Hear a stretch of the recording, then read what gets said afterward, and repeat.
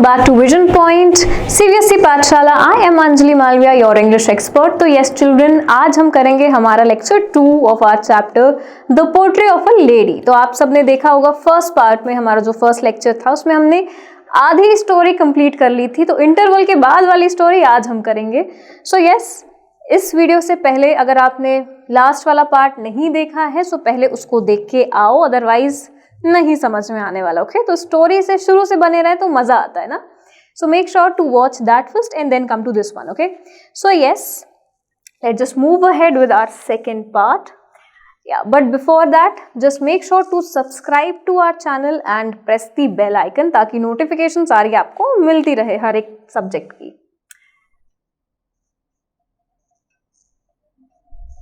So the portrait of a lady. तो last lecture में हमने देखा था कि किस तरह से जो हमारे ऑथर है उन्होंने एक रिलेशनशिप शेयर किया था, एक प्योर एक लवेबल रिलेशनशिप शेयर किया था अपनी ग्रैंड मदर के साथ, राइट।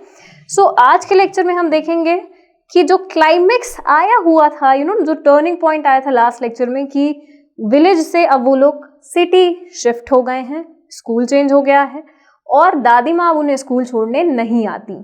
तो अब उसके अलावा और क्या क्या चेंजेस आएंगे और क्या क्या टर्न्स एंड ट्विस्ट आएंगे, this we will going to see in this particular part. Okay so pen paper लेकर के बैठो, जितने भी डिफिकल्ट वर्ड्स हैं उनको just note it. Okay and अगर कुछ भी नहीं समझ में आए तो ये वीडियो थोड़ा सा रिवाइंड करके भी देखना। ओके एंड स्टिल नहीं आएगा समझ तो just comment down below, I will see to it. Okay so yes, let just start. So I used to go to an English school in a motor bus। अब देखो author यहाँ पे आए कौन है, हमारे जो ऑथर हैं वो हैं।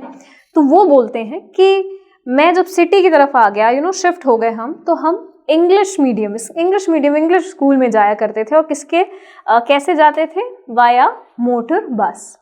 There were no dogs in the streets and she took to feeding sparrows in the courtyard of our city house।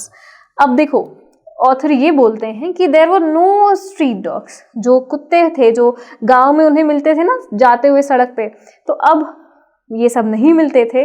तो दादी माँ जो रोटी खिलाया करती थी डॉग्स को, तो अब दादी माँ किसको खिलाती हैं? स्पैरोज को खिलाती हैं। As the years rolled by we saw less of each other. अब ऑथर कहते हैं जैसे जैसे वक्त बीतता गया तो ऑथर और उनकी दादी माँ का जो रिलेशनशिप था ना उसमें थोड़ा सा डिस्टेंस आता गया। वो दोनों एक दूसरे से कम बात करते थे। एक जो पहले जो 24/7 वो दोनों एक दूसरे के साथ ही बिताया करते थे, अब वो चीज़ें चेंज हो गई हैं।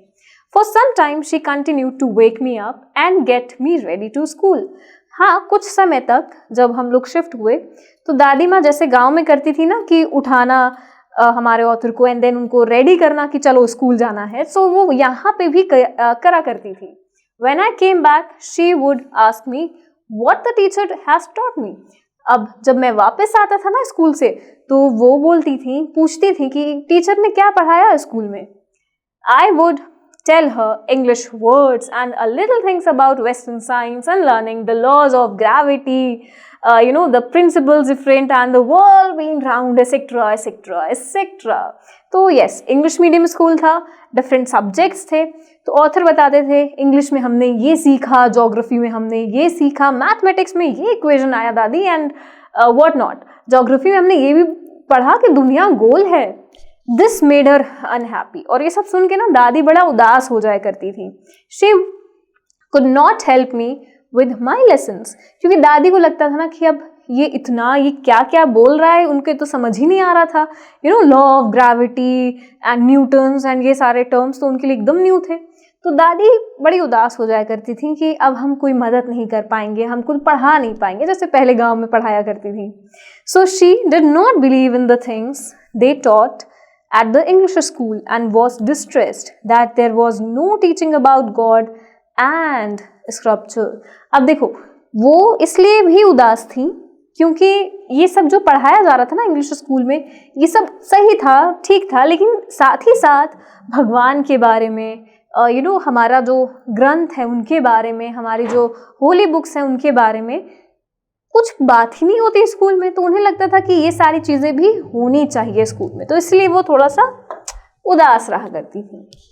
सो one day I announced that we were being given music lesson. तो एक दिन जो हमारे ऑथर हैं उन्होंने ये भी बताया कि स्कूल में ना दादी हम लोगों को म्यूजिक लेसन दिया जाता है, संगीत की शिक्षा दी जाती है। So she was very disturb, और ये सुन के वो बहुत ज़्यादा डिस्टर्ब हो गई, मतलब बहुत ज़्यादा डिस्टर्ब हो गई इतना सब सुन के। So to her music had lewd association, it was the monopoly of harlots and beggars and not meant for gentle folk। उन्हें ये लगता था दादी को कि ये गाना बजाना ये अच्छे लोग जो सभ्य लोग होते हैं उनका काम नहीं है, ये सिर्फ उनका है जो भीख मांगते हैं, जो इसी से कमाई करते हैं अपनी सड़क किनारे, सिर्फ उन्हीं का ये काम है। अच्छे लोग जो होते हैं, अच्छे घर के बच्चे, उनका काम नहीं है ये। So she said nothing but her silence meant disapproval. उन्होंने कुछ बोला तो नहीं ज़्यादा दादी ने खुशवंत सिंह से, बट हाँ वो चुप थी, तो वो समझ गए ऑथर कि हाँ इन्हें पसंद नहीं आया, ये नहीं चाहती कि हम करेंगे। So she rarely talk to me after that. और उसके बाद से उन्होंने उनसे बात करना ही एकदम मतलब कम कर दिया था। वो बहुत कम बात करती थी। रेयरली का मतलब होता है बहुत ही कम, बहुत कम। So when I went up to universe. अब देखो यहाँ पे एक और ट्विस्ट आया, अभी तो सिर्फ स्कूल तक का था, अब वो कहाँ गए, यूनिवर्सिटी गए after completing his school. So I was given a room of my own. अब यहाँ पे जो एक लिंक था थोड़ा बहुत कि वो दोनों एक साथ रूम शेयर करते थे, अब वो भी चला गया क्योंकि ऑथर को हमारे एक अपना खुद का कमरा मिल चुका था। So the common link of friendship was snapped. तो ये जो एक कॉमन लिंक था उन दोनों के बीच का कि दोनों एक साथ रूम शेयर कर रहे हैं, तो कुछ ना कुछ बातें तो हो ही जाती थी, बट अब वो भी छिन गया है। स्नैप का मतलब अब वो भी खत्म हो गया, वो भी छिन गया है। So my grandmother accepted her seclusion with resignation. अब देखो ये जो है, ये जो उनकी दादी हैं उन्होंने इसको एक्सेप्ट कर लिया था, मतलब कि हाँ उन्होंने मान लिया था कि अब ये बड़ा हो गया है और अब ये अपना अलग रहेगा, लाइक अब मेरे साथ जो उसका बॉन्ड है वो थोड़ा अब टूट गया है। तो उन्होंने ये चीज़ एकदम से समझ ली थी। अब रेजिग्नेशन क्या होता है कि आप जब रिजाइन करते हो ना, कि अब आप नाता तोड़ रहे हो उस कंपनी से, लाइक आप एक दूरी बना रहे हो उस कंपनी से, तो उन्हें भी वैसा लगा कि अब मेरे से ये दूरी एक बना रहा है। सो उन्होंने उसको एक्सेप्ट करना शुरू कर दिया था। She rarely left her spinning wheel to talk to anyone. So from sunrise to sunset, she sat by her wheel spinning and reciting prayers. As you can see कि जो दादी थी, अब क्योंकि पोता भी जो था उनका वो अब उनसे दूर था, दूसरे रूम में था, जो उन्होंने धीरे धीरे एक्सेप्ट करना शुरू कर दिया था। सो अब वो अपना दिन भर कैसे बिताती थी, दिन पूरा प्रार्थना करती थी। ओके, जो व्हील एक मटेरियल एक इंस्ट्रूमेंट जैसा होता है वो, जिसमें वो व्हील लगी होती है, तो वो अपना सिर्फ वही काम अपना उसमें बिजी रहती थी। So only in the afternoon she relax for a while to feed the sparrow. अब सिर्फ दोपहर के समय में वो थोड़ा सा रिलैक्स होती थी, थोड़ा आराम करती थी, क्योंकि दिन भर उनका प्रेयर और उनका काम चालू रहता था। बट यस, दोपहर में थोड़ा सा रिलैक्स करती थी बिकॉज उन्हें दाना देना होता था स्पैरोज को। So while she sat in the veranda breaking the bread into little bits, hundreds of little birds collected around her, creating a veritable bedlam of cropping. अब देखो यहाँ पे क्या है कि जब दोपहर होती थी ना, तो बर्ड्स भी सारी इकट्ठा हो जाया करती थी। तो दादी माँ वो ब्रेड के छोटे छोटे टुकड़े करती थी, उनको खिलाना रहता था, है ना। तो सारे के सारी जो बर्ड्स हैं वो सारी आकर के वही वरांडे में इकट्ठे हो जाया करती थी और बहुत ही शोर मचाती थी, अपना आवाज़ें निकालती थी। वो जो बर्ड्स थी उनकी पूरा शोर से वरांडा पूरा गूंज उठता था। So some came and perched on her leg, other on her shoulders. तो कुछ उनके पैरों के पास आके बैठ जाती थी, कुछ उनके ऐसे कंधे पे आके बैठ जाती थी sparrows.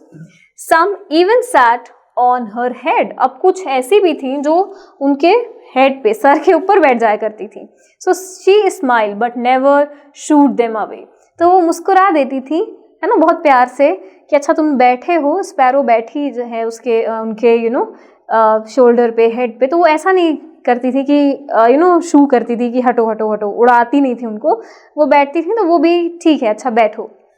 Then it used to be the happiest half hour of the day off for हर।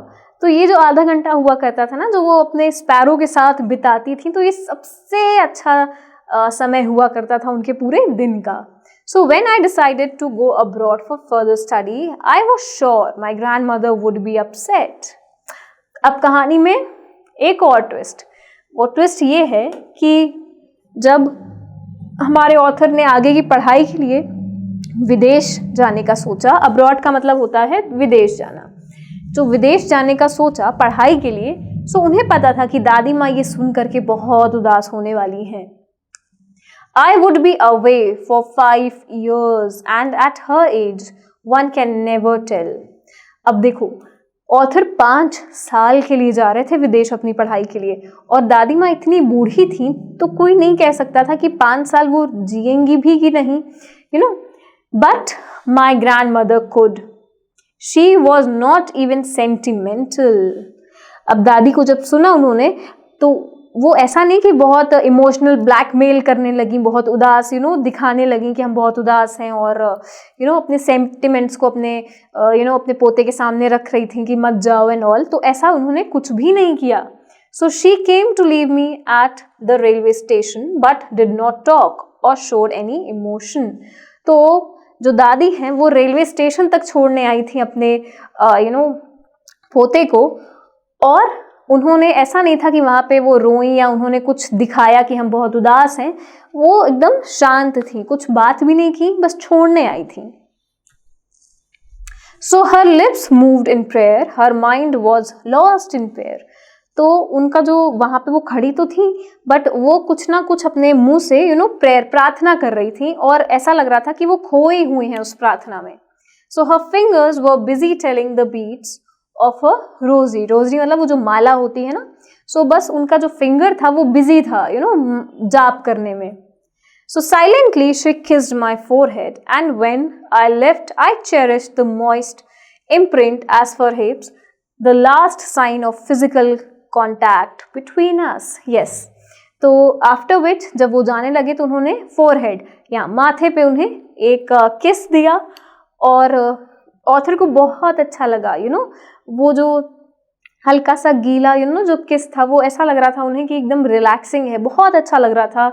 और ये एक जो कांटेक्ट था, शायद उन्हें लग रहा था कि कहीं ऐसा ना हो कि ये लास्ट मुलाकात हो, बिकॉज वो 5 साल के लिए जा रहे हैं, ही नेवर नो, क्योंकि वो काफ़ी एज्ड हो गई थी। तो ऑथर को ये भी डर था कि पता नहीं हम जब लौट के आए तो दादी माँ हमें मिले कि ना मिले। By that was not so. After 5 years, I came back home and was met by her at the station. अब देखो, 5 साल बाद जब आए ऑथर वापस अब्रॉड से पढ़ के वापस अपनी सिटी में आए, तब उन्होंने जहाँ पे दादी को छोड़ा था उन्हें वहीं वो दादी मिली, मतलब वहीं स्टेशन पे वो खड़ी हुई थी, उनका इंतजार कर रही थी। So she did not look a day older. इन 5 सालों में ऑथर कहते हैं कि ऐसा नहीं लगा कि दादी माँ बूढ़ी भी हुई हैं, जैसे छोड़ के गए थे लग रहा था वैसे ही वो वहां पे खड़ी हैं। So she still had no time for words and while she clasped me in her arms I could hear her reciting her prayer. उन्होंने अगेन आई जब वो स्टेशन, और उन्होंने देखा, तब भी उन्होंने कुछ नहीं बोला। इट जस्ट दैट उन्होंने एक हक किया, उन्हें अपनी बाहों में लिया, और ऑथर को सुनाई दे रहा था कि वो अपनी कुछ प्रेयर बोल रही हैं। Even on the first day of my arrival, her happiest moments were with her sparrow, whom she fed longer with frivolous rebucks. अब देखो यहाँ पे क्या है कि 5 साल बाद भी जो ऑथर 5 साल पहले जानते थे अपनी दादी को कि वो भी स्पैरोज को ब्रेड देती हैं और वो खुश होती हैं, तो सेम अभी भी वैसा ही सब था। स्पैरो अभी भी आती थी, वो वैसे ही उन्हें दाना देती थी, ब्रेड देती थी, और वो वैसे ही खुश हुआ करती थी। So in the evening a change came over her, but शाम को थोड़ा सा बदलाव आया उनमें। So she did not pray, उन्होंने प्रार्थना नहीं की। She collected the women of her neighbourhood, got an old drum and started to sing. अब थोड़ा सा चेंज आया, ऑथर ने देखा कि शाम को उन्होंने प्रेयर नहीं की जैसे पहले वो करती थी 5 साल पहले। थोड़ा सा अंतर था कि उन्होंने नेबरहुड मतलब जो आसपास की, आस पड़ोस की जो औरतें हैं, उन्होंने उसको इकट्ठा किया और एक पुराना सा ड्रम लिया और गाने लगी। For several hours she thumped the sagging skins of the dilapidated drum and sang of the homecoming of warrior। अब देखो दादी माँ क्या की उनकी कि घंटों तक उन्होंने अपने जो हाथ है उसको उन्हीं ये इसी ड्रम पे ऐसे बजाना शुरू कर दिया, तो वो रुकी ही नहीं और घंटों तक बजाती रही और गाना बजाना चलता रहा। कि कोई वॉरियर, कोई एक एक बहुत ही वॉरियर जो इंसान है वो वापस लौटा है, वो घर आए, उसकी खुशी में वो ऐसे गाना गा रही थी। So we had to persuade her to stop to avoid the overstraining. तो अब ऑथर ने बोला कि वो रुक ही नहीं रही, तो हमें बोलना पड़ा कि अब प्लीज अब बंद कीजिए, आप थक जाएंगी, आप बहुत ज्यादा कर रही हैं इस time. So that was the first time since I had known her she did not pray. So वो पहला ऐसा किस्सा था, वो पहली ऐसी शाम थी जब ऑथर को लगा कि हाँ उन्होंने प्रार्थना नहीं की। So the next morning she was taken ill. अगली मॉर्निंग वो बीमार हो गई थी। It was a mild fever and the doctor told us that it would go. तो ये कैसा फीवर था? हल्का सा। माइल्ड का मतलब होता है हल्का बुखार था और डॉक्टर ने बोला चला जाएगा। But my grand mother thought differently. But मेरी जो दादी है उन्हें ये ऐसा नहीं लगा कि ये हल्का बुखार है और चला जाएगा, उन्होंने कुछ और सोचा। So she told us that her and was near. अब दादी ये बोली कि देखो मेरा अंतिम समय, अंत जो है वो पास में है। नियर का मतलब पास। She said that since only a few hours before the close of the last chapter of her life she had omitted to pray. She was not going to waste any more time talking to us. दादी ने बोला कि देखो ये मेरा अंतिम समय है तो मुझे प्रार्थना करने दो। जैसे मैं आज तक करती आई हूँ प्रार्थना जीवन भर, अंतिम समय में ही मुझे प्रार्थना करने दो। मुझे किसी से बात नहीं करनी। मुझे अपना जो ये समय है, कीमती समय, उसको बिल्कुल भी ज़ाया नहीं करना है। वेस्ट का मतलब होता है ज़ाया करना, खराब, बर्बाद करना। मुझे बिल्कुल नहीं करना है। So we protested. हमने ये जो बोला उन्होंने, इस पे सहमति नहीं जताई। हमने बोला नहीं आप ऐसा नहीं करोगे। But she ignored our protest. But उन्होंने इग्नोर कर दिया कि तुम्हें जो बोलना है बोलो, मैं तो प्रार्थना करूंगी। She lay peacefully in bed praying and telling her beads. वो लेटी अपने बेड पे और उन्होंने फिर से वही जो उनकी माला है उसको जपना शुरू कर दिया। So even before we could suspect her lips stop moving and the rosary fell from her lifeless finger. So yes, अब ये होता है कि वो ऐसे ही प्रार्थना कर रही थी और उनकी जो आंखें हैं वो बंद हो गई, जो मुंह है लिप्स, क्योंकि वो ऐसे प्रार्थना कर रही थी तो वो एकदम चुप हो गए, शांत हो गए और उनकी जो माला थी वो उनके हाथों से छूट के नीचे गिर गई। बिकॉज अब उनकी जो हाथ उंगलियां हैं वो बेजान हो चुकी थी, अब उनमें जान ही नहीं थी। A peaceful pallor spread on her face and we knew that she was dead. Yes. अब उनका जो चेहरा था उस पे एक शांति सी हो गई थी।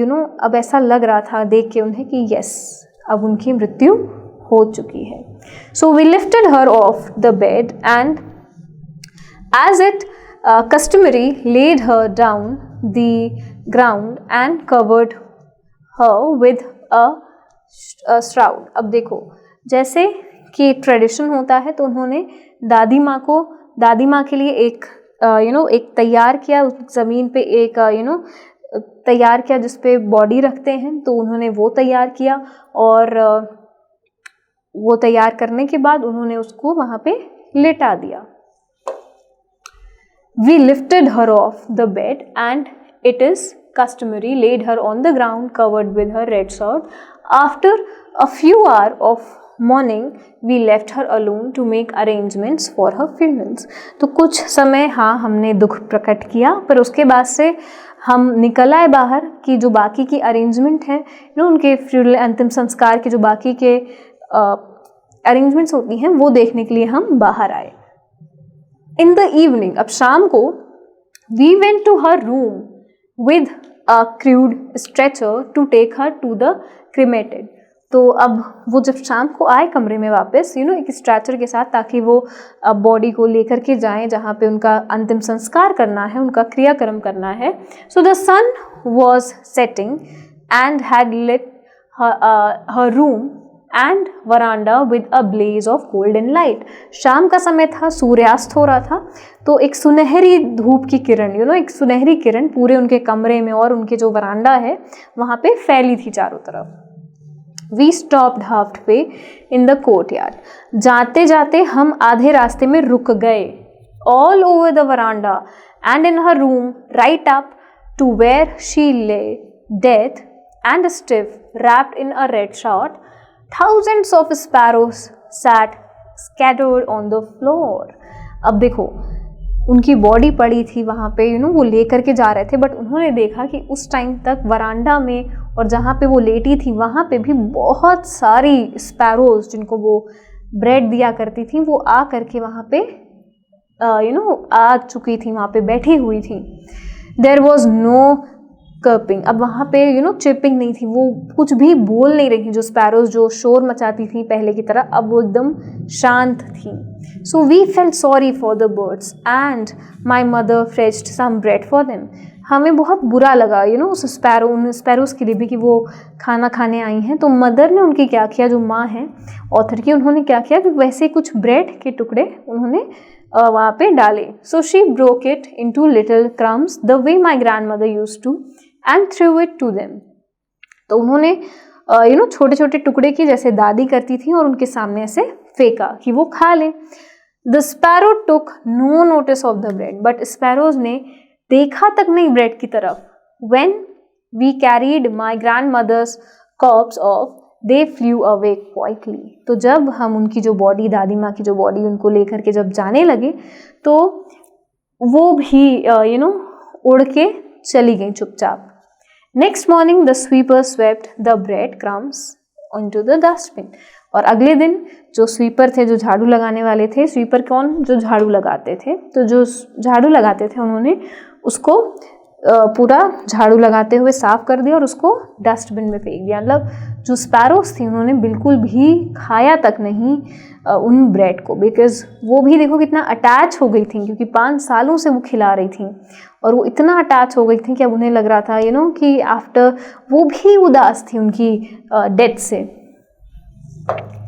सो येस चिल्ड्रन, ये हमारा चैप्टर था. आई नो एंड थोड़ा सा सैड था, बट यस यही जीवन है कि जो आया है वो जाएगा और यही दस्तूर है दुनिया का. सो यस, आई होप ये चैप्टर आपको आपकी मेमोरी लैंड, आपके मेमोरी लैंड पे लेके गया हो. आपकी जो पीछे की सारी मेमोरीज हैं जो आपने अपने ग्रैंड मदर, ग्रैंड पेरेंट्स के साथ स्पेंड किया है, वो आपके दिमाग में आया हो. Yes, so this chapter is very interesting and if you have any question just comment down below, I will see to it. And yes, for any other query you can simply contact us on this number or you can also visit the website. Thank you everyone.